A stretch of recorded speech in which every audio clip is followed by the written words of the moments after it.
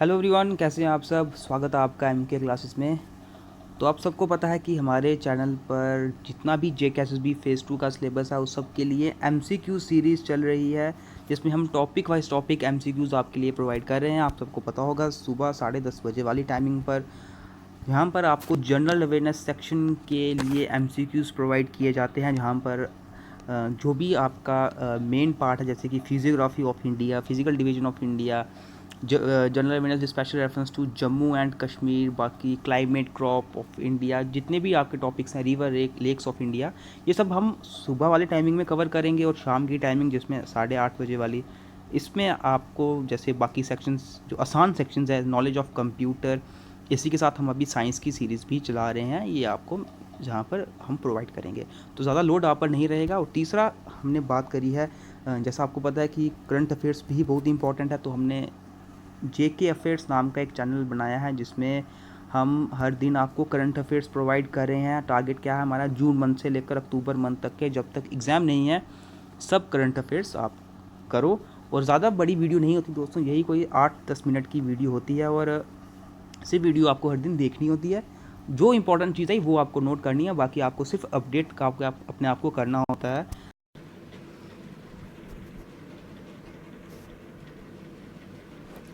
तो आज का पार्ट हमारा 100 से 110 क्वेश्चंस तक चलेगा।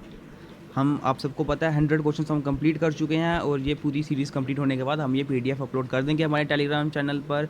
आप वहाँ पर जाके ये PDF डाउनलोड कर सकते हैं। तो आज के क्वेश्चन आप देख सकते हैं 101 से स्टार्ट होंगे, और ये क्वेश्चन आपके सामने है। Which device is use to measure blood pressure, यानी कि कौन सा डिवाइस इनमें से ब्लड प्रेशर मेज़र करने के काम आता है। ऑप्शंस है थर्मोमीटर, स्टैलेग्मोमीटर, लैक्टोमीटर या साइग्मोमैनोमीटर। तो यहाँ पर आप सबको पता होगा ब्लड प्रेशर किससे मेज़र किया जाता है। ऑप्शन डी, साइग्मोमैनोमीटर से। ठीक है, ऑप्शन डी यहाँ पर होगा राइट आंसर। नीचे आप इसकी एक्सप्लेनेशन देख सकते हैं। A sphygmomanometer also known as blood pressure meter, इसको ब्लड प्रेशर मीटर भी बोला जाता है। ये एक डिवाइस है टू मेज़र ब्लड प्रेशर, वो डिवाइस है जिससे ब्लड प्रेशर मेज़र किया जाता है। Composed of inflatable cuff and collapse to collapse and then release the artery under the cuff in a controlled manner, and a mercury or a mechanical manometer to measure the pressure। 102 question आपके सामने। Scurvy is caused by deficiency of which of the following vitamins. देखिए, मुझे उम्मीद है आप सभी ने vitamins पढ़ा हुआ होगा। विटामिन्स में सबसे ज़्यादा इंपॉर्टेंट चीज़ें क्या होती है, एक तो उनका साइंटिफिक नेम, दूसरी चीज़ उनकी डेफिशिएंसी क्या करती है, उनकी डेफिशिएंसी के कारण क्या डिजीज़ होती है। ठीक है, यहाँ पर देखिए स्कर्वी। अब स्कर्वी कौन से विटामिन की डेफिशिएंसी के कारण होती है, ये होती है विटामिन सी की डेफिशिएंसी से। ठीक है, बाकी विटामिन ए की डेफिशिएंसी से नाइट ब्लाइंडनेस। ठीक है, विटामिन बी की डेफिशिएंसी से बेरी, विटामिन सी से स्कर्वी होती है, विटामिन डी से रिकेट्स होती है। ठीक है, ये बाकी सभी पता होनी चाहिए आपको ये। तो यहाँ पर option B vitamin C is the right answer. यहाँ पे आप देख सकते हैं scurvy is the name for a vitamin C deficiency. Scurvy किसका नाम है, विटामिन सी की डेफिशिएंसी का। It can lead to anaemia, debility, exhaustion, spontaneous bleeding, pain in limbs and especially the legs, swelling in some parts of body, and sometimes ulceration of the gums and loss of teeth. तो ये सब की सब बीमारियां vitamin C की कमी से होती हैं। क्वेश्चन नंबर 103 आपके सामने। Which acid is released when an ant bites. जब एक चींटी काटती है तो कौन सा एसिड रिलीज़ करती है, वो कौन सा एसिड वह रिलीज़ करती है। Phosphoric acid, formic acid, acetic acid या फिर hydrochloric acid. Right answer is option B, formic acid. ठीक है, जब भी चींटी काटती है वो फॉर्मिक एसिड रिलीज करती है, यहाँ पर बी होगा इसका राइट आंसर। नीचे आप इसकी एक्सप्लेनेशन देख सकते हैं। Instead of stinging certain species of ants release a spray of venom from the end of their abdomens. अपने एब्डोमेन्स के एंड में जहाँ पे उनको एक डंक लगा होता है, कुछ चींटियाँ स्टिंग करने के अलावा वो क्या करती हैं, अपना जहर, स्प्रे ऑफ वेनम यानी कि जहर छोड़ती हैं डंक के थ्रू, जिस तरह से अगर आप हनी बीज की बात करते हो, बिल्कुल सेम तरीके से। और इसी वैनम में फॉर्मिक एसिड होता है। ओके, फॉर्मिक एसिड है क्या, सिस्टमेटिकली नेम्ड मैथोनिक एसिड, इसका सिस्टमेटिकली नेम मैथोनिक एसिड है and is the simplest carboxylic acid, simplest carboxylic acid है ये। नेक्स्ट क्वेश्चन है question number 104। Cattle quickly swallow grass and store it in which of its body parts. Cattle जो होती है ये बहुत जल्दी ग्रास को स्वेलो करती हैं और फिर इसको स्टोर कर देती है अपने कौन से बॉडी पार्ट में। ऑप्शंस है र्यूमन, एसोफेगस, स्मॉल इंटेस्टाइन या फिर सेलिवरी ग्लैंड। तो यहाँ पर राइट आंसर है ऑप्शन ए, र्यूमन। ठीक है, कैटल जब ग्रास स्वेलो करती है तो वो उसको स्टोर कर देती है र्यूमन में, ताकि वो जब उनको मतलब बाद में खाना हो तो वह वहाँ से फिर से चबा कर खा सकें। तो यहाँ पर option A rumen is the right answer. नीचे आप इसकी एक्सप्लेनेशन देख सकते हैं। Cattle quickly swallow grass and store it in rumen. The rumen serve as a large fermentation vat in which bacteria other micro organism reside, जहाँ पर bacteria और other micro organism रहते हैं। और ह्यूमन को पॉन्च भी बोला जाता है, forms the larger part of reticulorumen. Question number 105 आपके सामने। Who was the inventor of frozen foods. Frozen foods का इन्वेंटर कौन था। आपको पता हम अपने खाने को फ्रीज करके रखते हैं ताकि वो ख़राब नहीं हो जाए। ठीक है, तो इस चीज़ का इन्वेंटर कौन था। यहाँ पर राइट आंसर है option D, clearance birds I. He was the inventor of frozen food. Frozen food के ये इन्वेंटर थे। यहाँ पे नीचे आप देख सकते हैं Clarence Frank Birdseye two was an American inventor. ये एक अमेरिकन इन्वेंटर थे, इंटरप्रेनर भी थे एंड नेचुरलिस्ट भी थे and is consider to be the founder of modern frozen food industry. और ये इनको कंसिडर किया जाता है founder of modern frozen food industry का। 106 क्वेश्चन आपके सामने। Which of the following is the largest mammal. इनमें से कौन सा लार्जेस्ट मैमल आता है। राइनोसेरस, एलिफेंट, वेल या फिर ह्यूमन।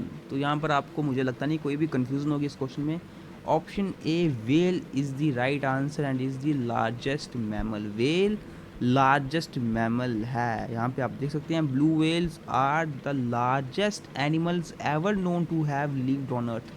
ब्लू वेल्स सबसे लार्जेस्ट एनिमल्स में आते, लार्जेस्ट एनिमल है जो हमारे धरती पर रहते हैं। These magnificent marine mammals rule the oceans at up to 100 feet long and upwards of 200 turns.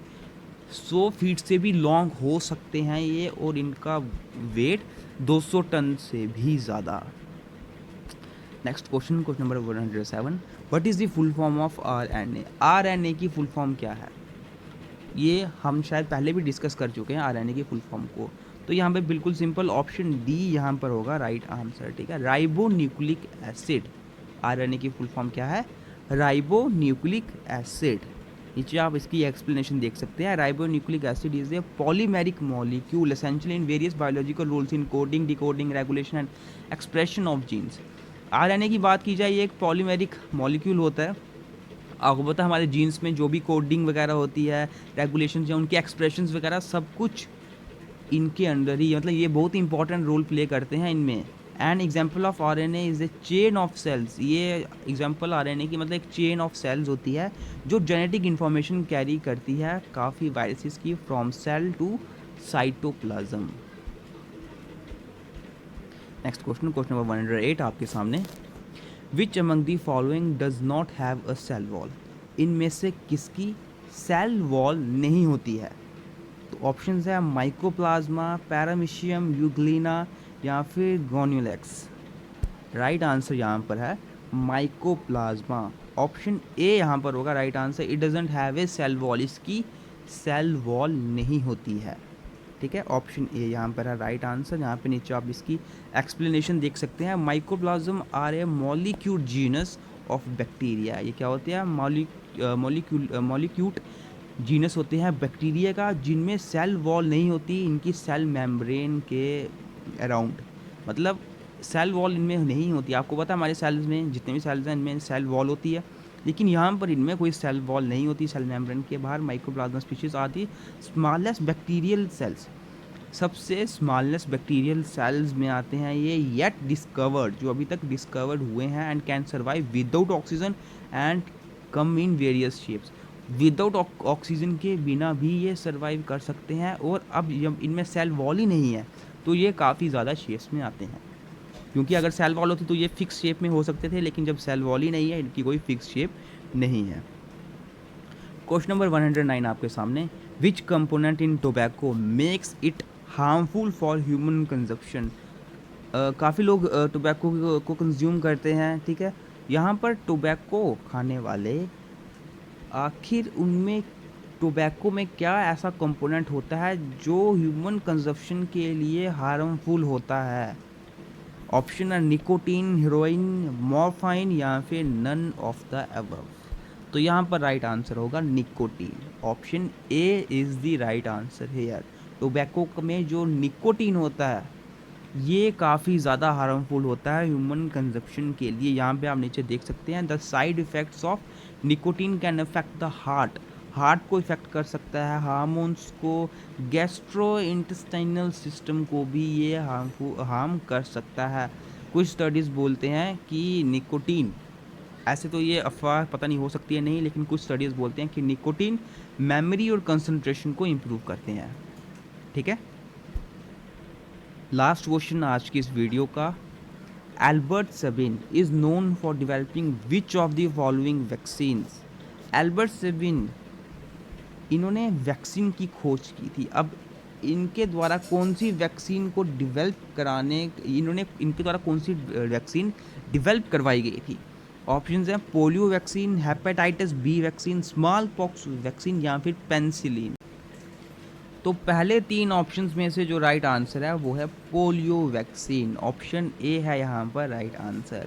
Albert Sabeen के द्वारा कौन सी वैक्सीन डेवलप करवाई गई थी, पोलियो वैक्सीन डेवलप करवाई गई थी, ऑप्शन ए यहाँ पर है राइट आंसर। नेक्स्ट इसकी एक्सप्लेनेशन हम देख लेते हैं क्या लिखा गया है। यहाँ पे आप देख सकते हैं correct answer option A polio vaccine. Albert Bruce Sabeen was a polish American medical researcher, ये एक अमेरिकन मेडिकल रिसर्चर थे जिनको इसी के लिए ही जाना जाता था कि इन्होंने ओरल पोलियो वैक्सीन को डेवलप करवाया है, ठीक है। Which has played a key role in nearly eradicating the disease, जिसने काफ़ी एक अच्छा रोल प्ले किया है इस डिज़ीज़ को ख़त्म करने में, ठीक है।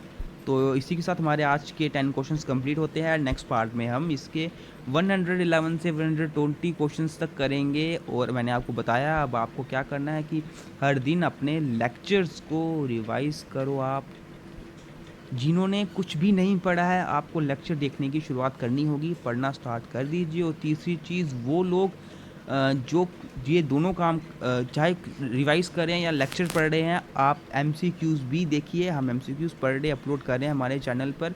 और करंट अफेयर्स के लिए आप हमारा दूसरा चैनल JK अफेयर्स आप उसको सब्सक्राइब कर सकते हैं अगर आपको हर दिन करंट अफेयर्स चाहिए। तो मिलते हैं फिर आपसे अब नेक्स्ट वीडियो में इस सीरीज़ के, साइंस सीरीज़ के नेक्स्ट पार्ट के साथ।